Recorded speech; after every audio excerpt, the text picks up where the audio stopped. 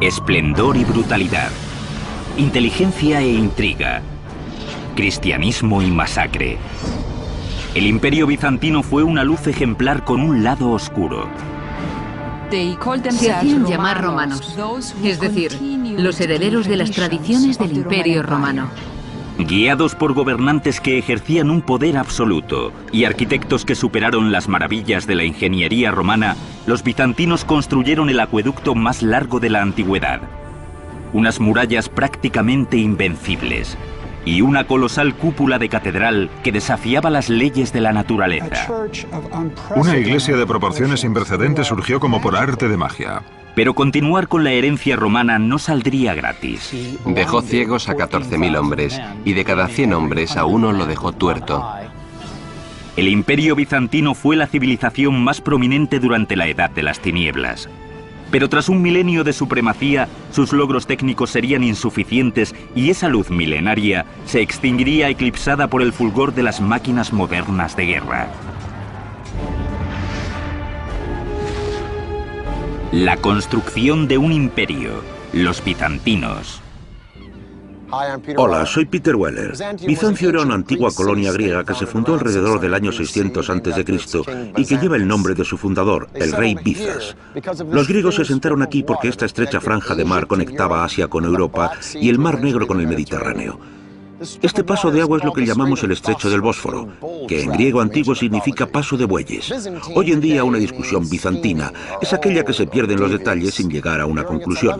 Pero durante sus 1100 años de vida el Imperio Bizantino no solo sería el salvador del gran patrimonio jurídico y literario del mundo occidental, sino también el motor del cristianismo y de paso la cuna de los artesanos, constructores y artífices que acabarían iluminando el Renacimiento justo hasta el siglo XXI.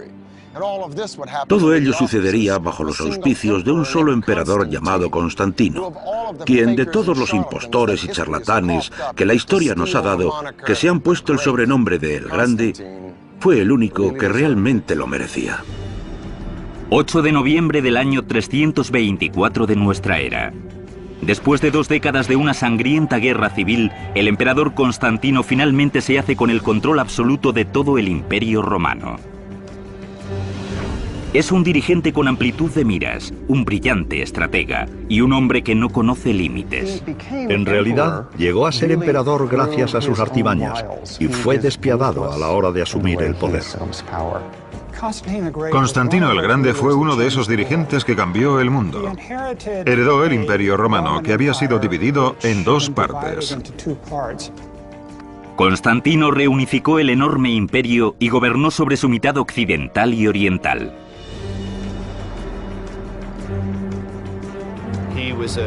Era un político muy astuto y se enfrentaba a 2 problemas serios: administrar y dirigir un enorme imperio.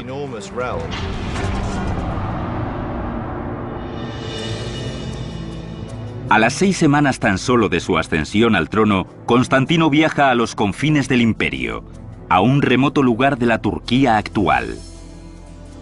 Constantino cogió una lanza y trazó el plano de la ciudad en el suelo. Su séquito se quedó asombrado del tamaño de la ciudad que el emperador pretendía construir. Se dice que comentó: «Llegaré hasta donde aquel que me guía me detenga». Esa línea se convertiría en los límites de la nueva capital del gran imperio, Nova Roma o Nueva Roma. De ese proyecto surgiría una ciudad resplandeciente en el centro de un gran imperio nuevo. La ciudad sería conocida como Constantinópolis o la ciudad de Constantino. Constantino desplazó el centro del Imperio Romano y fundó una nueva capital. Quería alejarse de Roma, de sus viejas rivalidades, luchas intestinas, intereses creados, y de paso crear algo nuevo que él pudiera modelar. La visión de Constantino para su nueva ciudad venía acompañada de unas técnicas de ingeniería perfeccionadas durante el Imperio Romano. Hubo una gran campaña de construcción para edificar foros, mercados, para construir los edificios a imagen y semejanza de los de la antigua Roma. Pero el reinado de Constantino se distinguiría por un aspecto fundamental. A diferencia de todos los emperadores anteriores, Constantino se sometería a un poder superior, al de nuestro Señor Jesucristo. El cristianismo está realmente en boga. Hay una gran presencia cristiana en el imperio, de manera que reconocer esa presencia era sencillamente un acto político de sentido común. Constantinopla se fundó, de hecho, como un imperio cristiano, y un cristianismo ortodoxo era un pilar fundamental de su existencia.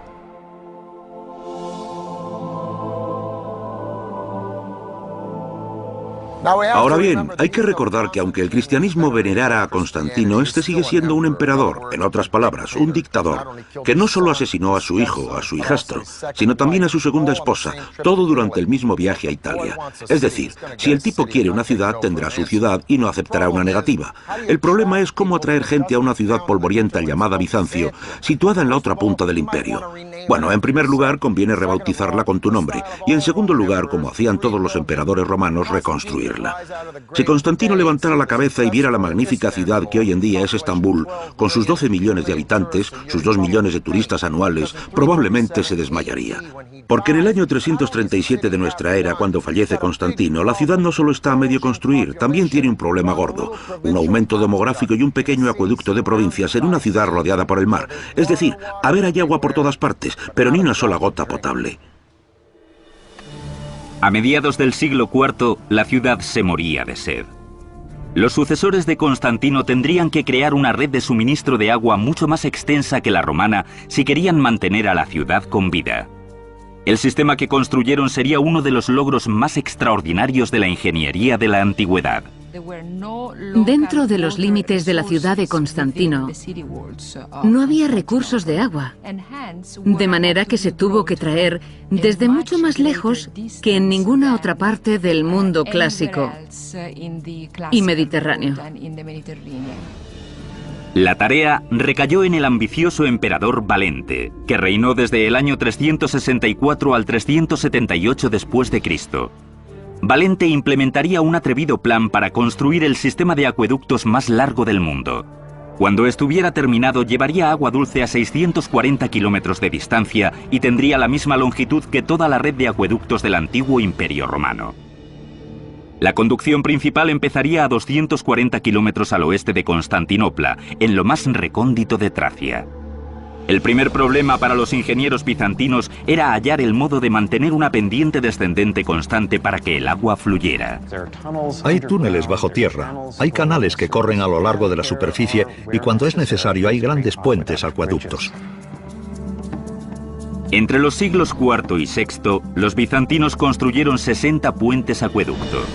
El más impresionante tendría una altura de casi 27 metros. En la actualidad es conocido como el puente acueducto de Cursun-Luguerme. Los obreros construyeron en primer lugar los pilares o los soportes gigantes de piedra. Una vez levantados estos, los mamposteros trabajaron en los enormes arcos.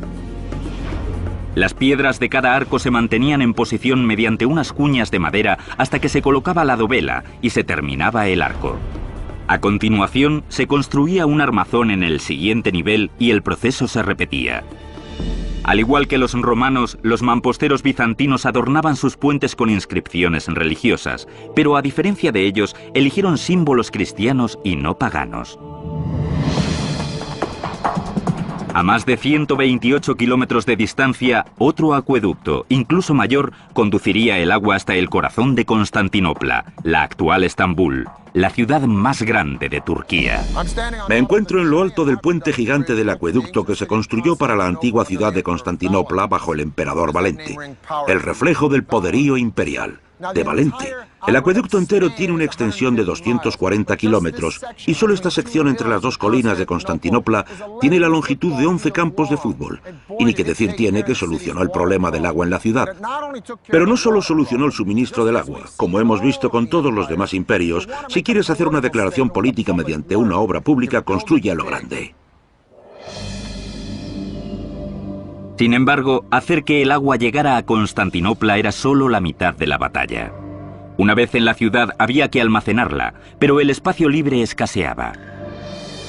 La respuesta de los ingenieros bizantinos a este problema fue el sistema de almacenamiento subterráneo más complejo que jamás se haya visto en el mundo antiguo. Con el tiempo se construirían más de 150 depósitos subterráneos. El más grande sería este, la cisterna de Basílica, 336 columnas soportarían el techo de 7,5 metros de altura. Con 153 metros de largo por 77 de ancho, la cisterna de Basílica podía almacenar el agua necesaria para llenar 27 piscinas olímpicas. Los depósitos subterráneos fueron construidos en depresiones del terreno entre las colinas de la ciudad. Era una solución ingeniosa que no solo aprovechaba el hueco natural, sino que también proporcionaba una superficie plana encima de la cual se podía construir. Gracias a las cisternas, la ciudad podía abastecerse continuamente de agua, incluso en verano, cuando no llovía mucho y del acueducto no salía más que un chorrito. Gracias a su extenso sistema subterráneo de cisternas, la población de Constantinopla creció de manera inédita en una ciudad antigua. A finales del siglo V, Constantinopla andaba cerca del 500,000 de habitantes. Ninguna ciudad de Occidente se le acercaba ni por asomo. Era una ciudad legendaria incluso para los que nunca habían puesto el pie en ella. Pero una oleada de violencia procedente de las lejanas estepas de Mongolia estaba a punto de convulsionar Europa. El ataque iría encabezado por un hombre llamado Atila, y su ejército no tardaría en llegar a las puertas de Constantinopla. Haría falta una brillante hazaña de la ingeniería militar, el sistema defensivo más colosal de la antigüedad, para salvar a la ciudad. Año 410 después de Cristo. Roma ha caído ante las tribus germánicas de los visigodos. Los ciudadanos romanos huyen hacia el este buscando la protección de Constantinopla. Pero era solo una cuestión de tiempo que una horda de bárbaros empeñados en destruirlo todo llamara a la puerta. Se trataba de los hunos. Mientras Occidente está en plena decadencia, Oriente y Constantinopla florecen. La única pega es que cuanto más rica es Constantinopla, más empiezan esas tribus de saqueadores procedentes del norte que ya han atacado Italia a mirarla y decir: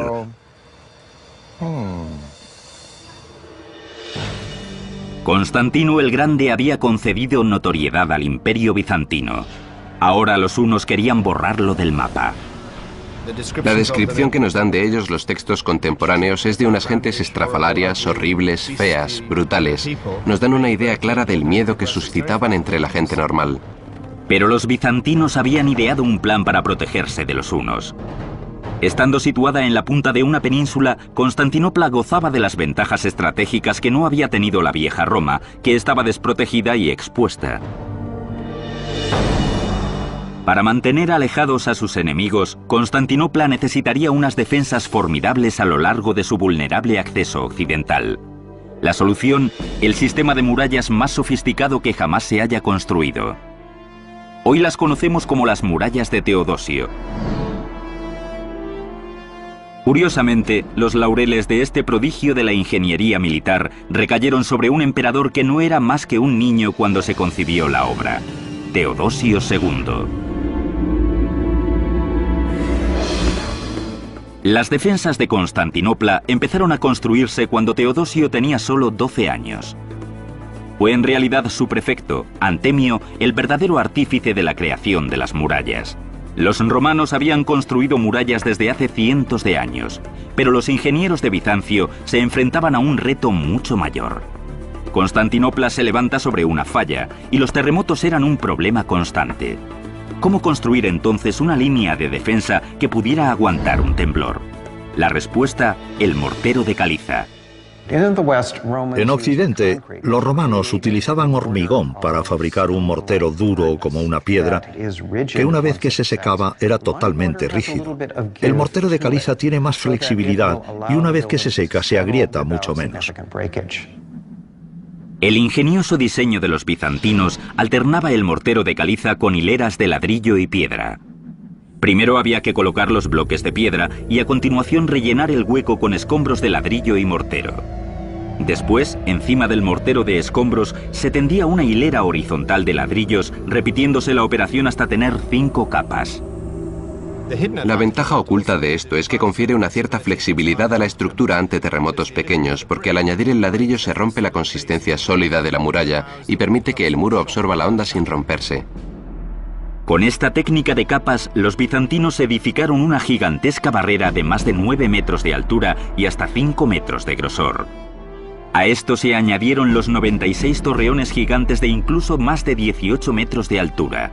¿Pero sería esto suficiente para contener a los hunos? El general William Tecumseh Sherman dijo de los indios comanches, los mejores jinetes de los últimos tiempos, que llevaban tanto tiempo subidos a los caballos que se les había olvidado caminar. Pues bien, los hunos eran los abuelos de los comanches. Vivían, respiraban y morían a lomos de caballo. Inventaron el estribo que les permitía levantarse en la silla y lanzar sus flechas y blandir sus espadas con una precisión mortífera. Vinieron cabalgando desde China hasta la India y Europa, arrasándolo todo y aterrorizando a todo el mundo a su paso. Comían carne cruda que ablandaban entre los muslos mientras cabalgaban. Se vestían con pieles de roedores que llevaban puestas hasta que se les pudrían encima. Es decir, que Atila y los hunos volvieron a inventar el término temible.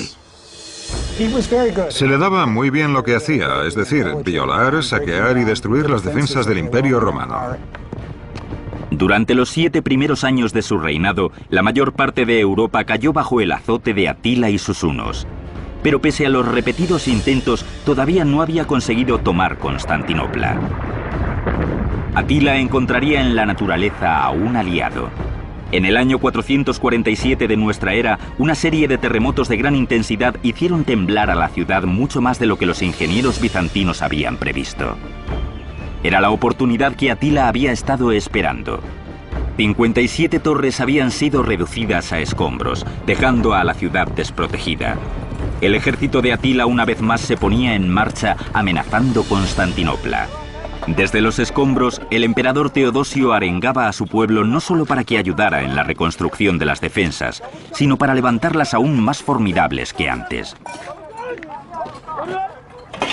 Pero con el ejército huno aproximándose rápidamente, los miles de ciudadanos tenían solo unas semanas para reparar unas murallas que habían tardado años en construirse. A pesar de todo, los bizantinos no querían correr riesgos. La nueva muralla mejorada de Teodosio ahora incorporaría una tercera línea de defensa. Debieron de hacerse un montón de planes y cálculos. Para la época es el sistema más complejo y extenso en el mundo después de la muralla china. El primer obstáculo, un foso gigante. Detrás un parapeto exterior. Y después una muralla exterior nueva de 3 metros de altura y 2 metros de grosor.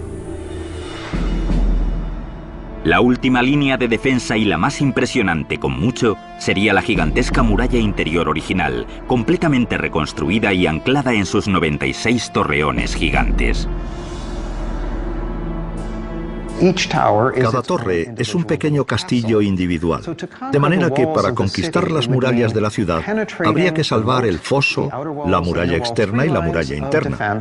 3 líneas de defensa y luego conquistar uno por uno estos castillos individuales. Es un sistema sumamente inteligente. Todos los ángulos, todas las posibilidades de la tecnología de la época están cubiertos. Las obras se finalizaron justo a tiempo. Los exploradores de Atila treparon a una colina y se encontraron con la inmensa fortaleza de Constantinopla. Atila nunca entraría en la capital bizantina. La ciudad estaba a salvo gracias a sus murallas. Hubo otras ocasiones en la historia del Imperio bizantino en que los atacantes llegaron hasta las murallas de la ciudad, pero no pudieron avanzar más. Durante 1000 años, las murallas de la ciudad salvarían al Imperio bizantino de los ataques de los hunos y los árabes, de los rusos y los turcos.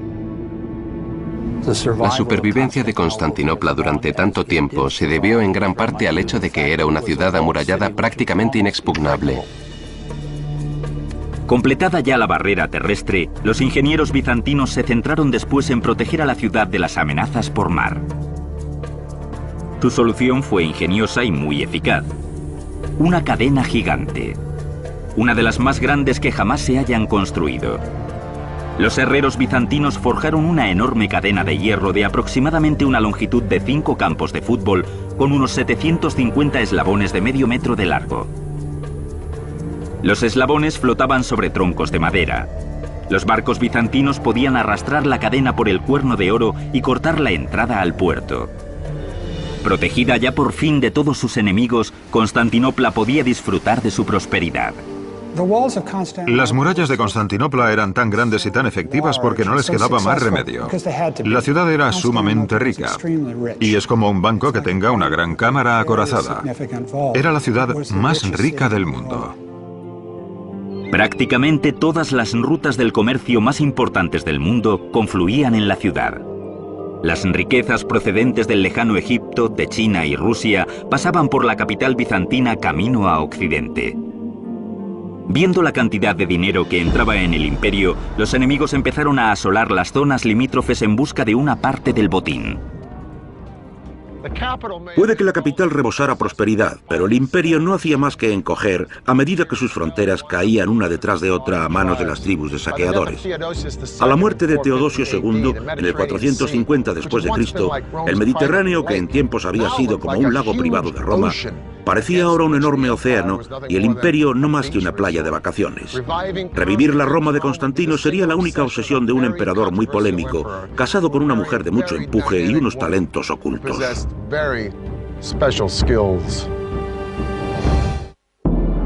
A lo largo del siglo V, el Imperio Romano de Occidente se va desintegrando progresivamente bajo el azote de las tribus bárbaras. En el año 476 abdicaba el último emperador romano. Para muchos el Imperio Romano había caído definitivamente. ¿Pero lo hizo de verdad? ¿Cayó realmente? Porque al mismo tiempo, aquí en Constantinopla, el Imperio Romano de Oriente iba al alza, prosperaba. Y en el año 527 después de Cristo, un emperador llamado Justiniano sube al trono y no solo se entrega totalmente a recodificar todo el derecho romano, sino que está empeñado en reconquistar el Imperio de Constantino. Justiniano I gobernó durante la época dorada del Imperio bizantino. Sin embargo, irónicamente, el hombre que anhelaba recuperar la antigua gloria de Roma era un extranjero. El emperador Justiniano era un campesino procedente de lo que ahora es el norte de Yugoslavia y vino con su tío Justino a Constantinopla para hacer fortuna. Sus 40 años de reinado estarían marcados por la brillantez intelectual, una ética sin parangón y una crueldad desmedida.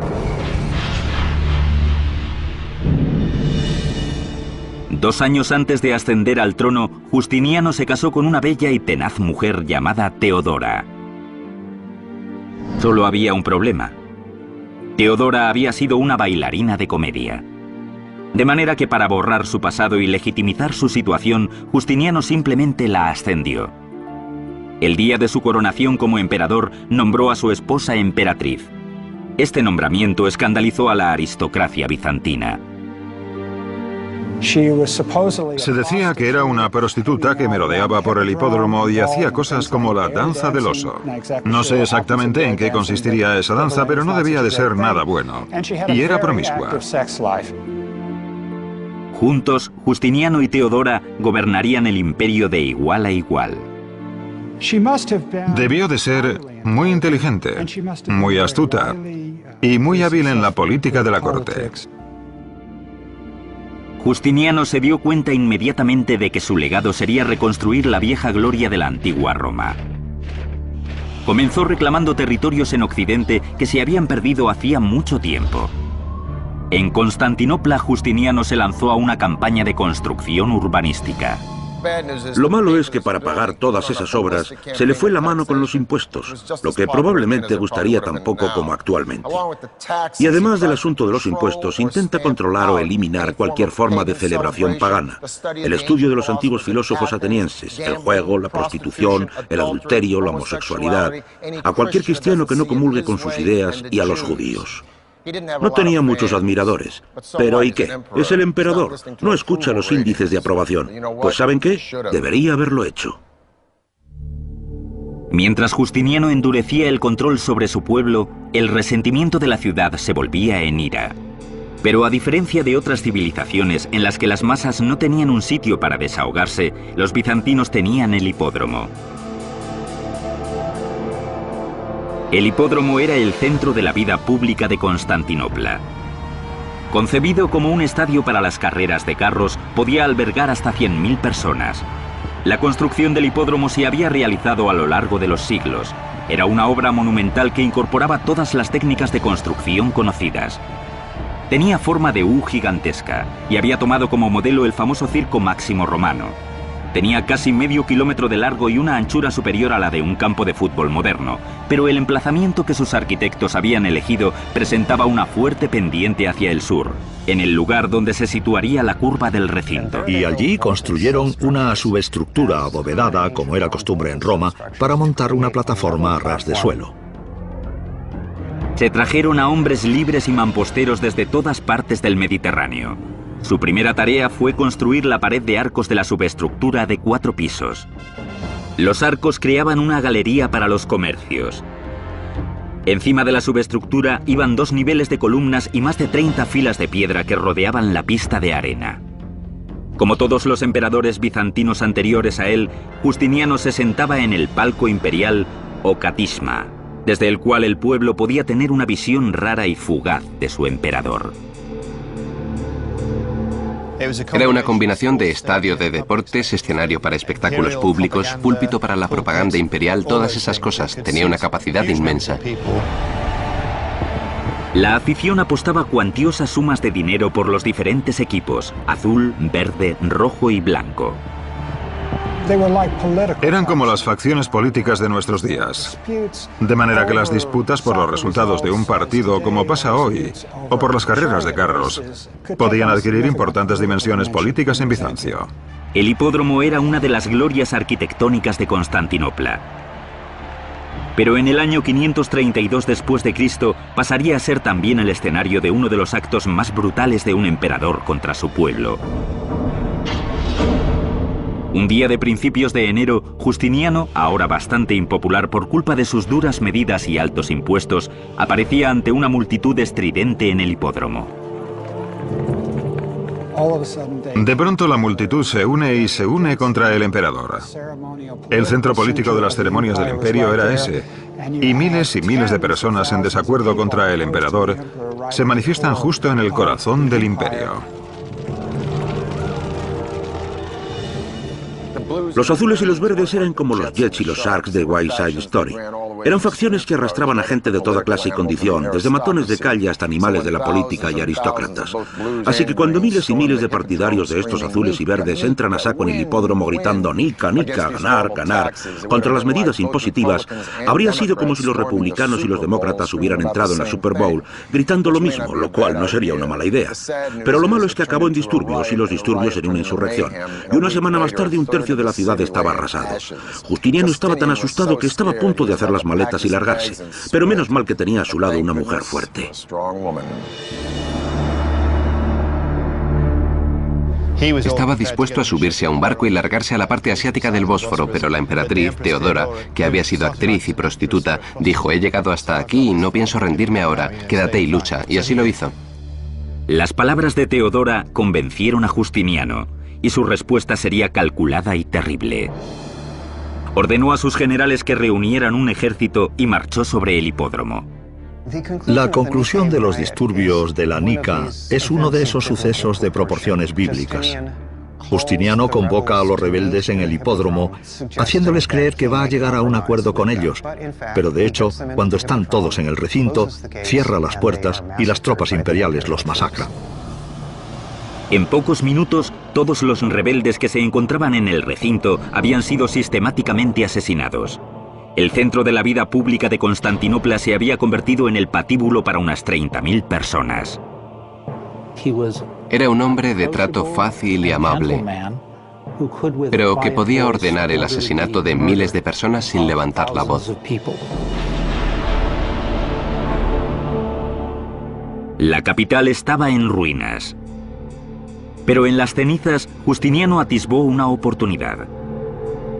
Ahora edificaría algo que perduraría para siempre en nombre del poder absoluto, el suyo. De las ruinas de Constantinopla se alzaría una de las iglesias más magníficas del mundo, que llegaría a ser el centro de una nueva religión y un ejemplo monumental de la ingeniería bizantina. Año 532 después de Cristo. El emperador Justiniano ha sobrevivido a la insurrección de la Nica, pero el corazón del imperio bizantino yace en ruinas. Justiniano, con renovada energía, se aseguraría el poder y reconstruiría la capital en nombre de Dios y en el suyo propio.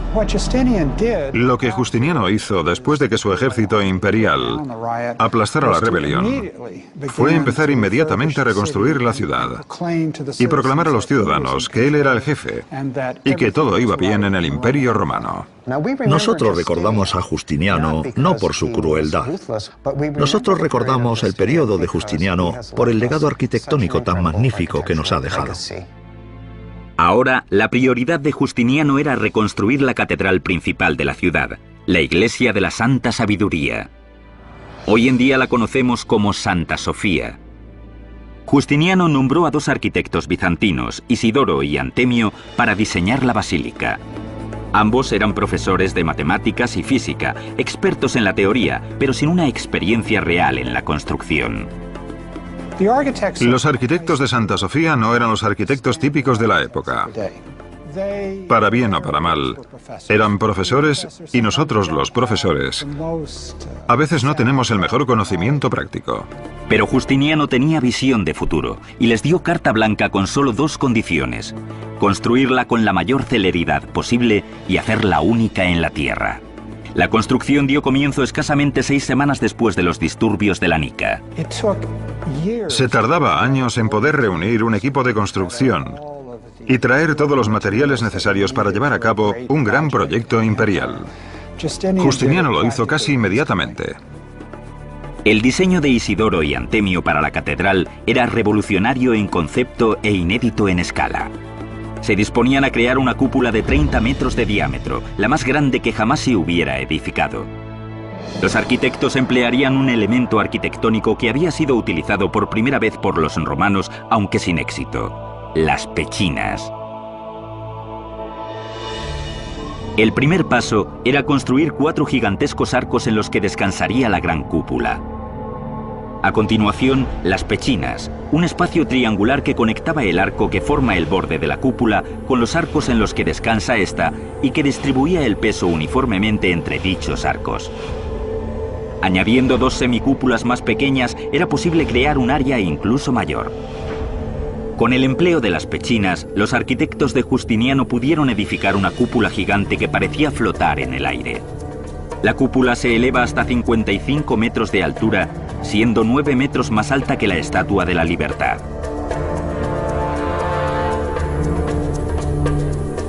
La nave sobre la que cuelga la cúpula sería un enorme espacio abierto de 69 metros de largo por 73 metros y medio de ancho. Había 100 equipos de obreros, cada uno con 100 hombres, y la mitad estaba trabajando en la cara norte del edificio y la otra mitad en la cara sur, y competían entre sí.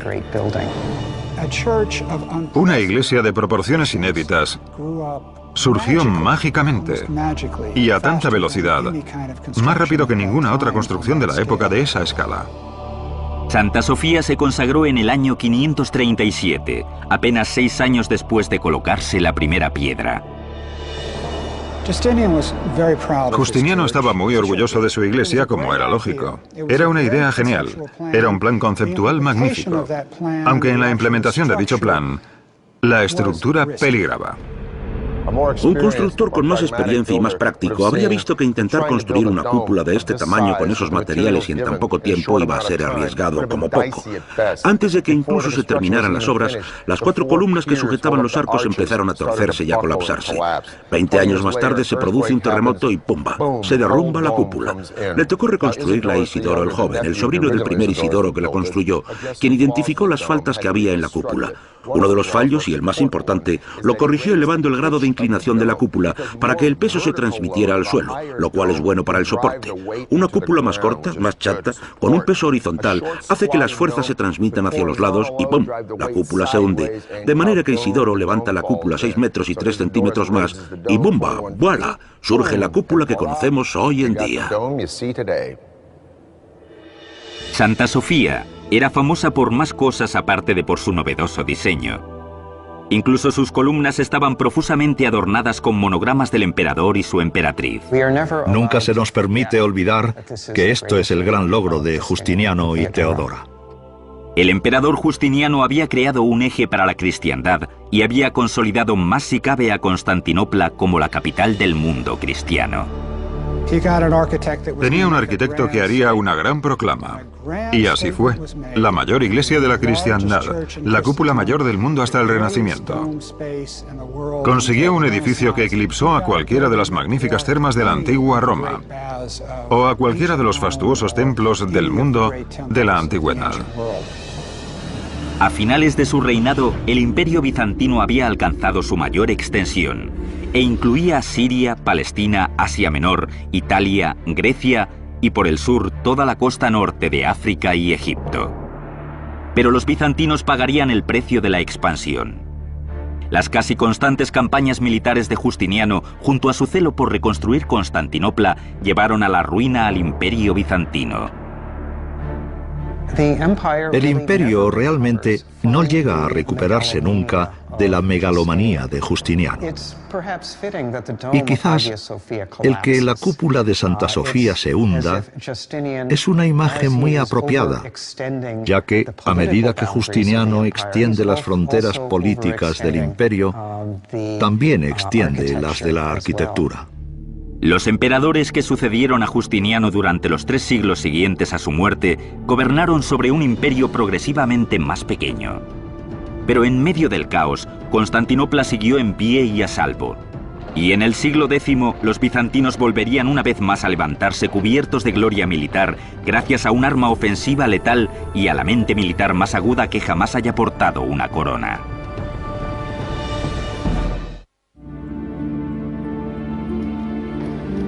Corre el año 1000, el final del primer milenio de nuestra era. La fuerza dominante en Europa está ahora en el norte con Francia y Alemania y el Sacro Imperio Romano. Mientras que aquí, en Constantinopla, los bizantinos han sobrevivido a las guerras con los visigodos, los persas, los ávaros y los árabes y han capeado el desalentador temporal iconoclasta del año 700, en el que se destruye la mayor parte de su arte. Pero los bizantinos empiezan a recuperarse y en el 1014 están preparados para reconquistar toda la península balcánica desde el Danubio hasta Grecia. El artífice de la recuperación de los bizantinos fue Basilio II, un hombre del pueblo y uno de los mayores genios militares que haya conocido Bizancio. No era un emperador que se sentara ocioso a disfrutar de los lujos de palacio. Todos los años salía a guerrear al frente de su ejército bizantino contra los enemigos. Ha pasado a la historia como el emperador de los soldados, y no cabe duda de que era un dirigente militar muy competente, capaz, muy inteligente, muy versátil, además de ser un buen gobernante. El gran enemigo de Basilio era el zar Samuel de Bulgaria, un reino eslavo que rivalizaba por el control de la península de los Balcanes. En el año 986, después de una década de reinado, Basilio sufrió una aplastante derrota a manos del ejército de Samuel. La primera vez que marchó contra el norte tenía solo 18 años, puede que incluso fuera más joven, y básicamente se metió en una emboscada. Humillado, Basilio juró vengarse de la nación búlgara. Esa venganza la llevaría a cabo un cuarto de siglo más tarde. Mientras tanto, su derrota hizo que sus rivales se envalentonaran. Después de sofocar una serie de rebeliones en su imperio, Basilio puso sus miras en el exterior, en restaurar los territorios imperiales perdidos. Decidido a recuperar la gloria de Bizancio, había ordenado a sus ingenieros diseñar un nuevo modelo de arma ofensiva letal, la catapulta. El diseño de la catapulta se basa en unos principios muy sencillos. Los soldados tiraban con unas cuerdas de un brazo de madera que llevaba incorporada una honda con una piedra. La parte delantera y los laterales de la estructura de madera iban recubiertos con pieles frescas de animales para protegerlos de las flechas incendiarias. Tenía un eje y un brazo con una honda que pivotaba sobre ese eje, y debido a la disparidad de longitud entre las partes del brazo a ambos lados del eje, se podía potenciar al máximo la velocidad de la honda. Se podían arrojar pesos sustanciales a distancias considerables. Pero Basilio II no hacía nada a medias. La catapulta que inventaron sus ingenieros podía lanzar piedras de más de 180 kilos, siendo necesaria una increíble fuerza de 400 hombres para operar el artilugio. Con las mejores tropas del mundo y el arma ofensiva más grande, el ejército bizantino era imparable. Y después de años de contienda, Basilio les había inculcado a sus hombres un credo de ferocidad y disciplina. Tenía fama de ser duro pero justo, y por supuesto, si los soldados creían en su jefe, lucharían mejor y con más eficacia. Prohibía a sus hombres romper filas y les insistía en la necesidad de estar listos en todo momento. Sus fuerzas podían desplazarse a la velocidad del rayo por todo tipo de terrenos. Por fin, en el año 1001, Basilio decidió que era hora de marchar sobre Bulgaria y quitarse una antigua espina. Entonces pone sus miras otra vez en Bulgaria y se pasa los siguientes 15 años básicamente luchando contra los búlgaros año tras año, destruyendo gradualmente sus infraestructuras, asolando el campo y destruyendo la economía. El zar Samuel pronto se daría cuenta del alcance de la furia de Basilio.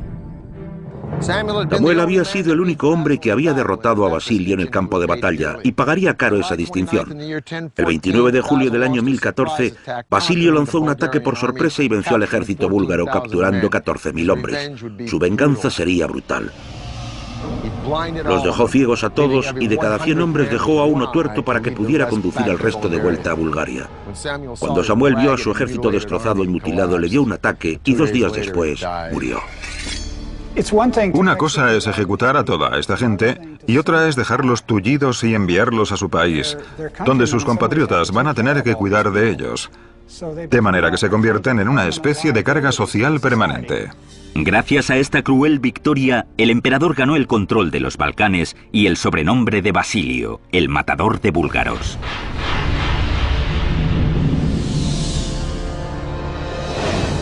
En el año 1025, a la muerte de Basilio, los bizantinos estaban en el esplendor de su poder. Pero el imperio se había quedado sin timón y era vulnerable a las luchas intestinas. En los años que siguieron, el imperio necesitaba a un general como Basilio II, pero no lo tuvo. En 1453, los otomanos lanzaron una nueva arma sobre las imponentes murallas de Constantinopla.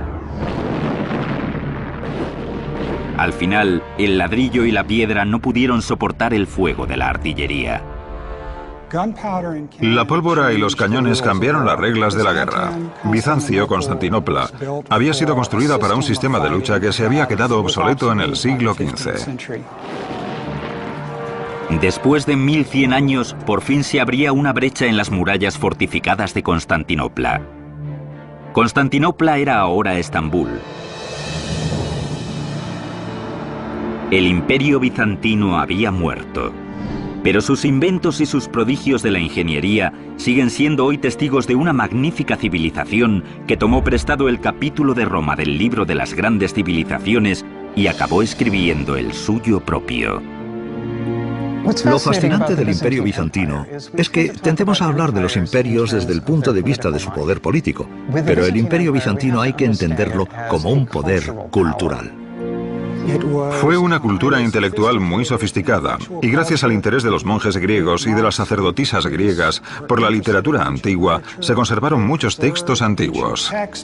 A menudo se dice que la caída de Constantinopla y la marcha de los libros hacia Occidente fue lo que contribuyó al nacimiento del Renacimiento.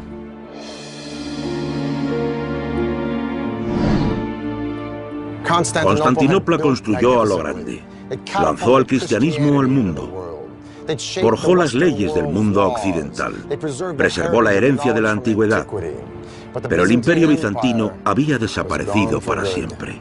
Para el canal de Historia se despide Peter Weller.